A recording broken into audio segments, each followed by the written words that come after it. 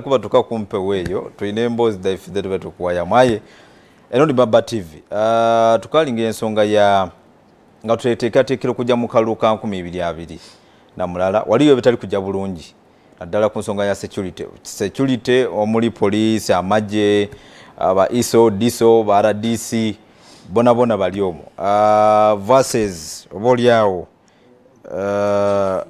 abo opposition obabo beba bonanti bakole ebintu bitali mu mateeka kusinziira ku engeri gye bakibonamu nenda kwira wa council Anthony RDC we mulugunyaki ekyaki security cannot be against the population. No. In 1980 what was there? Security must be for the population. Exactly. Ntibo mukisere cyaba youth wing. In fact as represented myself. Agambi mukisere cyo kubera wa youth wing it was enough to shut up down everybody. Umukura rwana ne DC wano. Ngidi byanga bimna. Statement ye kola ku byabadde enasa media freedom at that time RDC even if there was one TV and one you get the statement you could not be in a studio with an RDC that time the council mumbere no nga okay mumbere no the security of Uganda disinza yogera ja kuwa omukisa onyenyole ensonga ja kuwa omukisa onyenyole today cannot be against the population cannot some Ugandans believe that it's not majority and he also knows it census wajikoze kwanza wane mumbere nonga police ne people power boneka nti mukalemero okugemagana okuyikanya ku kiche kino kukolebwa mwina ku we mulowooza nti muize kweyongerako okuboneka nti mufuna obwenkanya oba mwinayo plan B kuba kiboneka nti timujja kugemagana ekisokera ddala nja kujjayo buntu bubiri mwami bamwine yagambye nti ndi mulimba bannayuganda ekirungi balaba ate byenjogerako siva ku mwezi njogera ku bintu ebiri ku ground ekisooka alinda Ziggy Wayne report police gyafulumya it was a police report nefulumya ne CCTV footage ka clip wekat ke katu promptinga okusaba the footage up to now flash yange okuva mu American Company Advocates eri ku headquarters za police enaguru eriko footage ekyali mu legal department I have ono tayogerangako na sister walinda yalina yenga ngafa tayogerangako na sister walinda yamusange mulago nga ali discharged nga tayogera talika amulabya there is a lot we are preparing an inquest ojja kubanga ogiraba number 2 issue ya electoral commission okwebuuza bwe twava mu electoral commission etooka enkeera afande nanga yennyini yagamba nti abantu ba people power bye boogedde ebibadde mu meeting si bituufu naye nga bwe twali ku electoral commission we just agreed on some basics. One, RDCs ne DPCs temu intimidating abannannyini bifo bwe baba batuwadde ebifo. Number 2, temukuba bantu nga tebali violent. Number 3, bwe baba wandikire ebbaluwa mwanukule. Number 4, bwe baba wandikire ebbaluwa muzi receiving byali ebizibu nti bwe tuwandikira poliisi abaatwalanga amabaluwa poliisi nga beekwata neggalira bwe twawandikiranga poliisi nga tetuddamu kati ekyabaddewo ku Monday poliisi twagiwandikira 10 days ahead of 24th nemala ennaku 8 nga tetwanukula nze ne Honorable Latif Sebagala ne Joel Lusenyo ne tusituka ne tugende naggulu bwe tutuukayo ne balioka batugamba reply yammwe mugisange ku parliament nga reply egamba etya ndi bwe twali ku electoral commission mwatugamba tusisinkane tetunasisinkana naye etteeka likugamba ki because toyinza kujuliza meeting wakati wa electoral commission ne Kyagulanyi Robert ne police over the law. Honorable Justice Byabaka Majjo yabadde ku TV n'akugamba bwati fenga electoral commission ebyo tebitukwatako banenye Presidential Elections Act section 3 yetateekawo kikirina kukolebwa fekasa Kyagulanyi yatweyanjulira. That is the position. Kati RDC bwawudisa abantu wali n'agamba nti Kyagulanyi alina kyataatwikiriza mu mateeka ayimirira agamba abantu nti poliisi ya gavumenti eno nti Honorable Kyagulanyi Ssentamu tasobola kusisinkana bannayuganda mu nsonga yonna ebeebuuzaako ku kalulu. And if you say that oba exonerated than okutandika okukyusa kyova olabanga abaana batandise okukola ki okufuna guli omwoyo gwa 1980 because at the end of the day no one is a master of violence. Kamalirize information bannayuganda gye balina tetuzze wano okutandika kuleeta biwundu ku bantu bafiiriddwa. Kyetwogerako buli munnayuganda akiraba nti okusinziira ku kyetulabye Honorable Kyagulanyi talina kyatatuukiriza mu permission. Popopo yatuwa ebbaluwa twabasasula miliyoni ezisuka mu 1.2 poliisi twagiwandiikira Honorable Sseggona n'agigobereza ebbaluwa ey'okubiri ebasaba nti bwe wabaawo ensonga yonna tuyite tutuule. Kyabadde ayogerako nti security eyinza okwanga wano olunaku terukola. Poliisi ya Uganda oba kubanga tesobola kukulembera Kyagulanyi agende yeebuuze egenda kulembera etya aba presidential candidates bonna mu Uganda nga banoonya akalulu. So chiche waliwo kyembadde njagala okuteeka ku point mu 2016 bakkiriza John Patrick Amama Mbabazi agende yeebuuze. Yes. Bamusibira wali ebyokwebuuza n'abivaako. Njeru wali Honorable Dr. Kizza Besigye buli wabadde agenda okwebuuza tiyagasi na masasi. Ekibuuzo ne kibeera nti for how long must this continue? Now tulina democracy oba tulina naye okwanukula badde njagala nnyo kuba kati oli omubuuzo by'omubuuza nga loyal people power oba okikonfines abantu better kulaba the bigger picture. Exactly. Yes. Kyagulanyi kalemeseddwa Kizza Besigye kati ali olaba waliwo stand off ali Nalufeenya bamusibye kubanga yabadde yagenza yogereko. Naye njagala nkuweeko ne kubamu era abeegwanyiza entebe.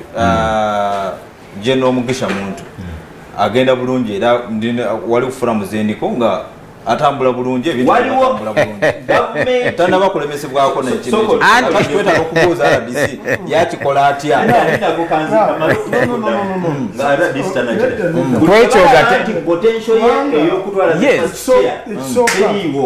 kubanga kwekyo gataka abayimbi Kyagulanyi ne Sally Moses Bebe Cool olabe baani abakkirizibwa okuyimba n'abatakkirizibwa kuyimba. Mwami wa mmere n'amugambye nti obulimba bukeera amazima negabusookayo mwabatulaba onoloya mulamba 1 si kituufu nti olukiiko electoral commission lwalimu Kyagulanyi ne electoral commission bokka ne poliisi nalimu nze nalimu tiimu ya Kyagulanyi wafuna bufunye information nga bamaze okuwa n'abalala beesimbyewo nedda 2 loya mulamba yagenda mu lukiiko ne bakkiriziganya ku basics ebintu 10 njagala alage public ebibakanyeko abitulage etegeeza byali byakulimba anti yagambye olugendo mu a meeting of that level nibakanya ku nsonga nabatasayinga mu maranda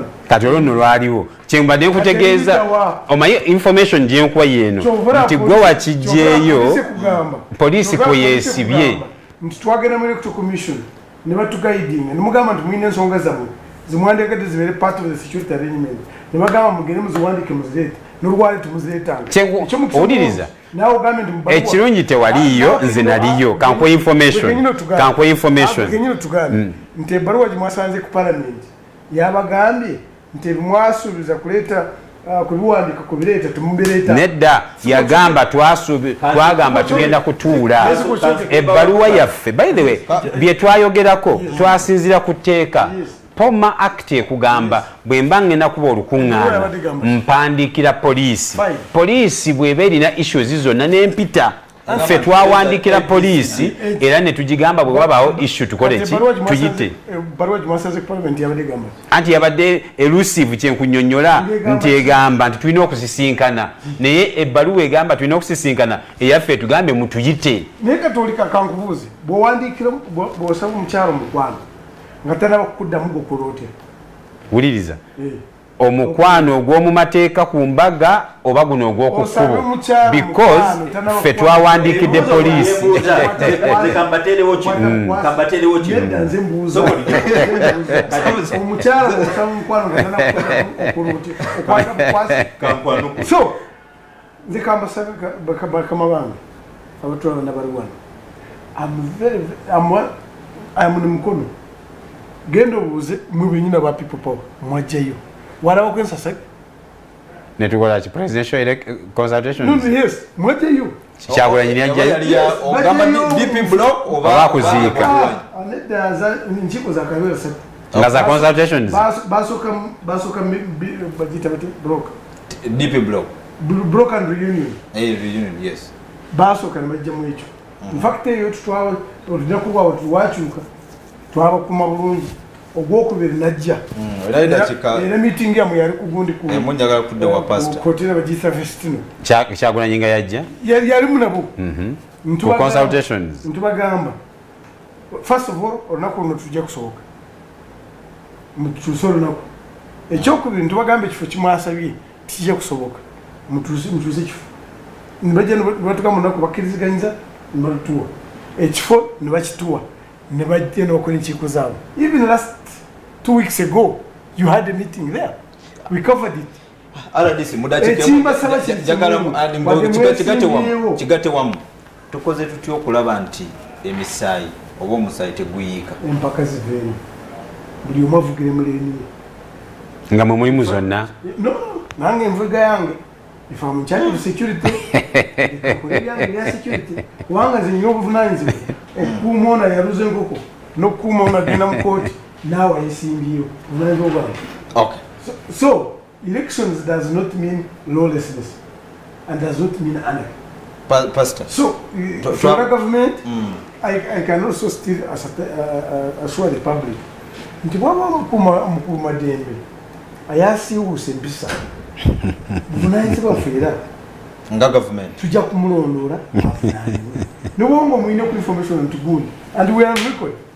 People who have gone outside the law nibatulugunya abantu nga kubanga bakumadembe bava mufe pastor nibumbanze nga nze RBC nange olunaku lwa Sunday twalaba abanaddiini nga balienda mugongo bano bagenda kusabira ggwanga nga balisabira ki nti bwetugenda awo si wangu 221 wetuli wewangu okikete mubiyo pastor mulamba bwabuuza abanaddiini lwakibasaba abakyali pastor naye ekibuuzo kyakisumba nnyo ekibuuzo kyakisumba nnyo kyenjagala Uganda waliwo kyetwetaaga okusingako essaala ebizibu byetulina bisingako essaala 1975 pastor takiriza musaala 1977 jana ne lumu yattebwa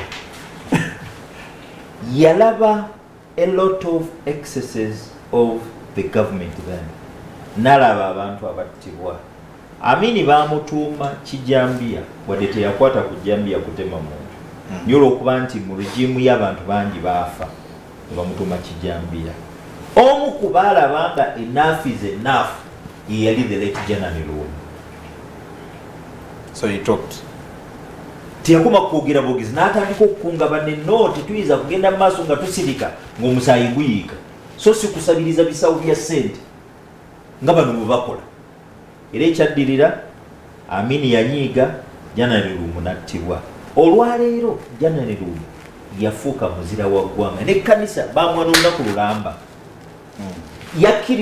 yagaana okukkiririza mu kusaba nti it's a solution naganno tetujja kusaba busabi twetaaga action nze mbagamba singa essaala enkalu zaali zikola Yesu teyandize Uganda yeetaaga more than prayer yeetaaga action in the right direction asobola okwogera asobola okukolakola 2 1981 up to 1986 the late Cardinal Emmanuel Nsubuga, the late Danstan Nsubuga Bishop and the late Prince Badru Kakungu bonna bakola kinene nnyo okulaba nti bayamba government gabayamba NRA mu ngeri ez'enjawulo okulaba nti esobola okukola omulimu omulungi okukuba bali abaaliwo ejje eyasharinge in gye tuyita peace mu courts gye tweyagaliramu kati ntuyinza okubeera ku TV wano ne RDC muganda wange ono tulula wano tebajja kunkwata bakunkuba masasi naye nga luli Sebirumbi Haji Musa Sebirumbi yali chairman wa LC wa Luweero ng'alagira ye mulamuzi ye walagira nti bakute nga bakotta era Museveni yalagira yasayininga ndoza ye only person Museveni gwe yali asayiningidde batte. Now bwe tulaba today ng'ebintu bino bigenda mu maaso bwe biti nze nsuubira essaala obusaala nga bali baakola tuba twekwese mu prayer twefuule nga awatali kiriwo. Actually nze tuminga nti prayer today has become a hideout for cowards. Essaala kati yeekwekamu batiitizi. Look omusajja yagamba akaana tell the king is not dressed. Chichecha tisa John the Baptist. Mbuza.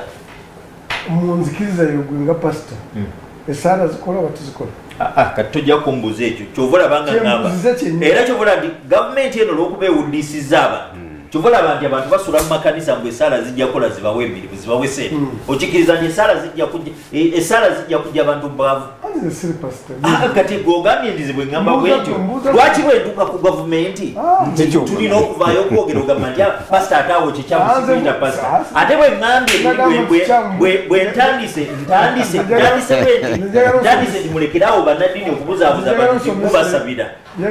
Bwe mbadde njogera linda kugambye singa essaala enkalu zaali zikola Yesu teyandize yandisigadde mukulu n'asaba nekikola naye bw'aba yajja n'apeyinga with his blood gomatiza otya nti essaala zijja kutereeza ebireme mu ggwanga oba okudisa but you are stupefying people n'okubajja ku mulamwa. No, we need to come out tugambe president you went to the bush okuzzaawo rule of law okulaba nti tubeera n'enkyuka okulaba nti tubeera n'obukulembeze obukyuka mu mirembe. Era bwe yajja yagamba nti ebizibu bya Africa be bakulembeza batava ku ssengejjera batava mu buyinza. Come on, don't change that statement. Teyali bweti.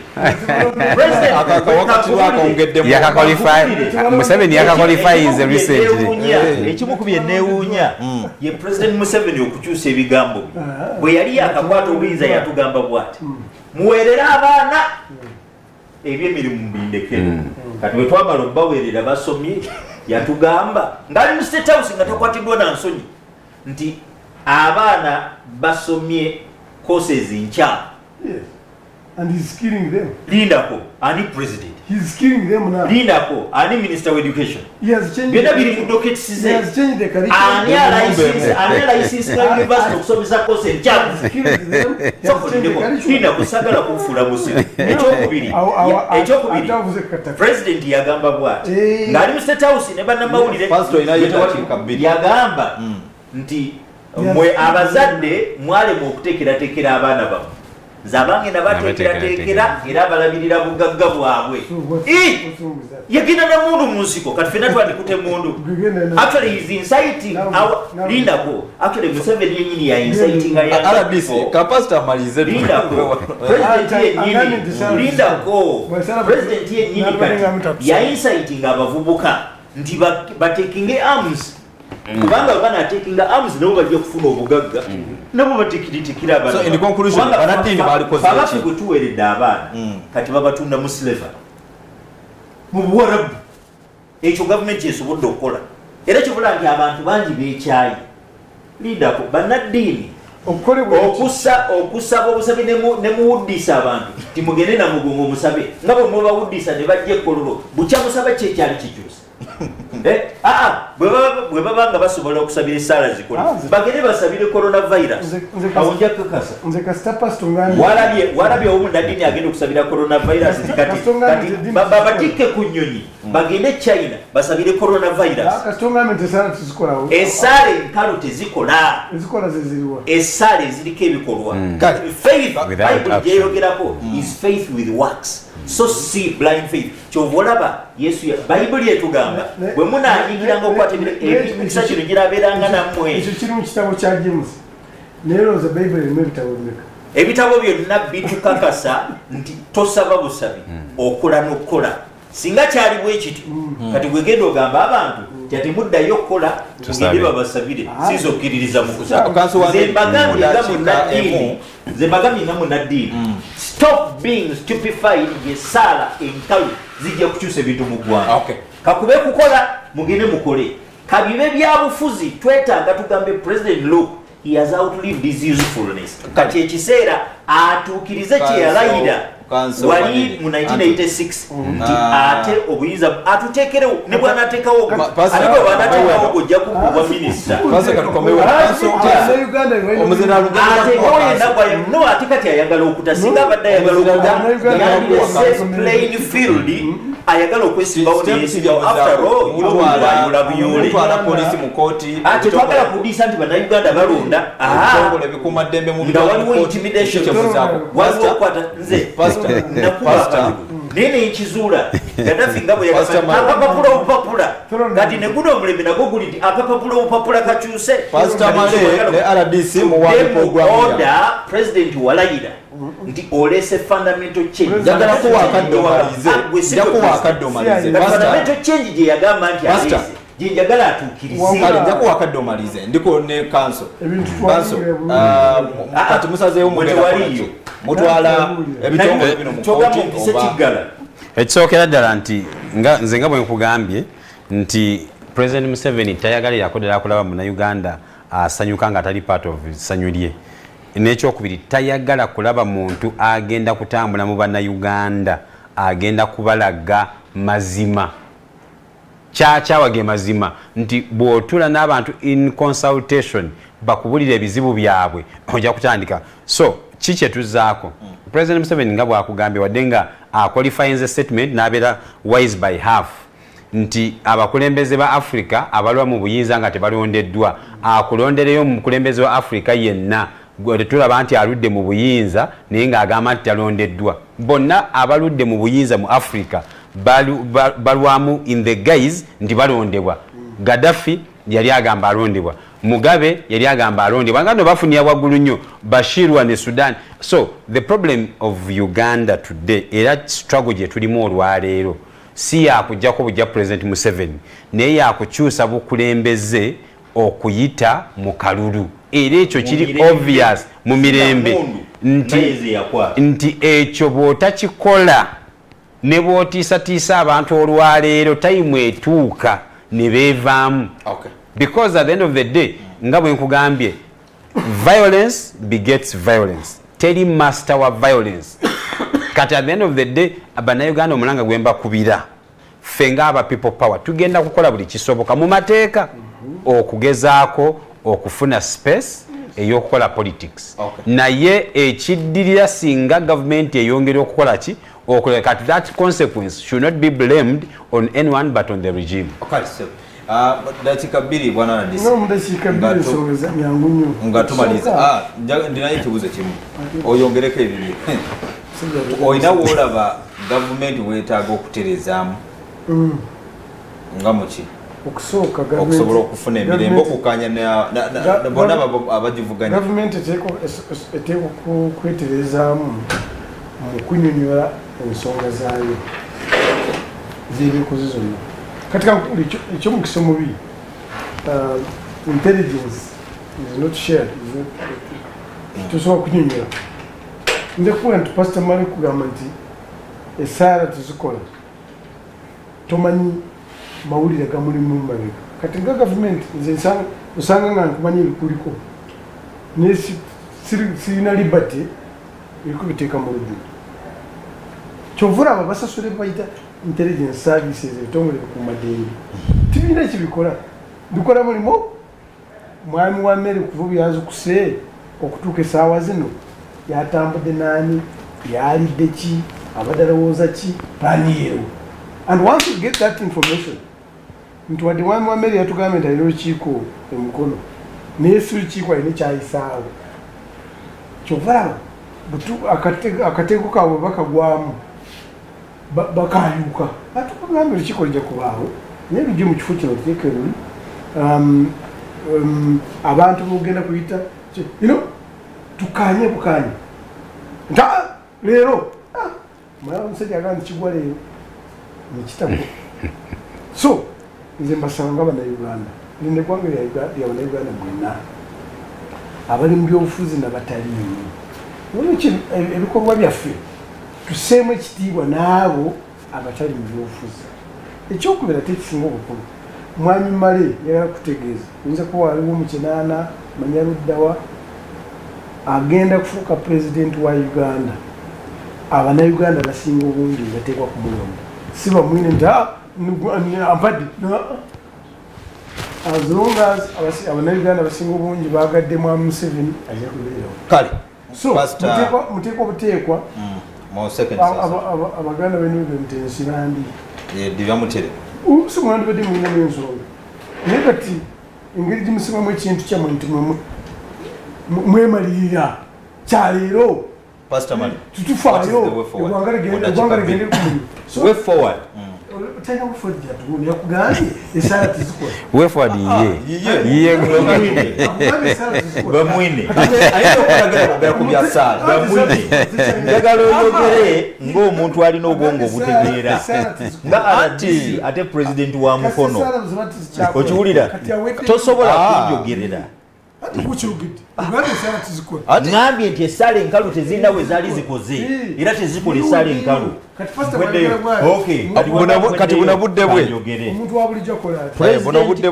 Kaguta Museveni alekeraawo naye gwe nkuwadde obudde bwe nekaguza omutwe gwo gukola kati zirikanze njogere bakodde gundi naye nkuwadde obudde esaala bwe enkalu tezikola era Pastor Moses Solomon yayogera Pastor Moses Solomon male gendo leta basumba bonna baba bishop baba bishop obasimbe wali nange onsimbe nzija kubanzeka ba proving nti esaala enkalu zikola nange magameti esaala enkalu tezikola nange netegwe ne fact oli muleka kutawanya gwe tuwe go forward pastor oli muveeko tuwe forward nga mmaliriza president yagenda mu nsiko okuleta fundamental change fundamental change tuleme kuddayo musaayi tusobole okukyusa obukulembeze mirembe aleme kufuuka nga omabongo wa Gabon aba BBC bamubuuza tiwaye president Oma lwaki buli kiseera weesimbawo wekka ate bwe butuuka okuba akalulu gwe teweekubira kalulu ne mukyalawo ne famire agandi anze nakuwa okukulembera abantu bano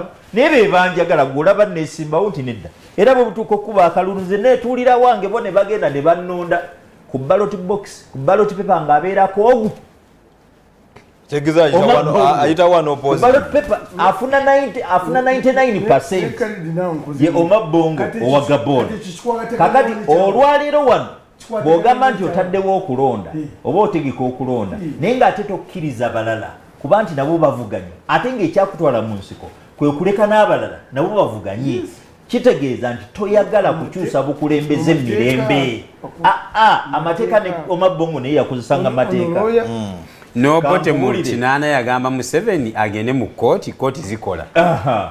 Obote Museveni n'agenda mu yagamba the systems are working. Besigye yazigezaako okutuusa lwe yazikoowa. Kamalirize. Amateeka judicial system gye tulina practice yago. Polisi yago. Katuwulize Pastor Maria ayogera tuve wano. Come on, judicial system nze ngitestinze. I'm a victim of miscarriage of justice mu court. Ona ajimanyi amateeka alina sente yawangula emisango. Aline mungu yawangula. Anti tukugambe tuli mu struggle. Kubuulira reality eri mu kooti. Enguze eri mu kooti togimalaawo. Nze okunsingisa omusango ogwo nti nalumika kayanja okulya ebisiyaga. Sente ezaayiika ne emmundu ezaaliwo abaana bwe twatwala ku poliisi okukola statement ate be bakwata ne bakyusa statement poliisi nebaleeta balimba against us and you tell me police lawyer naye akimanyi ripoti yaffe zaffe enfu osobola bangambagamba mukole RDC tageza n'abasiriwaza ng'abagamba nti esaala enkalu zijja bakolera oba oyagala bako bwana era President Museveni mukubira awamu ne kanso wameni President Museveni obudde butuweddeko atuukirize kye yalayira mu 1986 aleme kugamba aleme kulemera mu buyinza acreating a time acreating a process eyokuba nti abuta mu mirembe kale abukwase gwayagala bwaba tayagala bano beesimbyewo ba Bobi Wine babeesige ni artist abukwaseeko omulala for the first time mu byafaayo bya Uganda tulabe ku peaceful transition ng'obukulembeze butuuka mu mirembe yonjona gye musinziira okutubona twenda kubeebaza okuva gye tutandikire okutuuka wano ku Southern kintu kali genda kusiibulira wano mu lunaku olwaleero isaife kyabazinga gavulana Diop wokuna funvuwa bw'okuba kalunga kusinga tokale ani akubaka nze kankubulire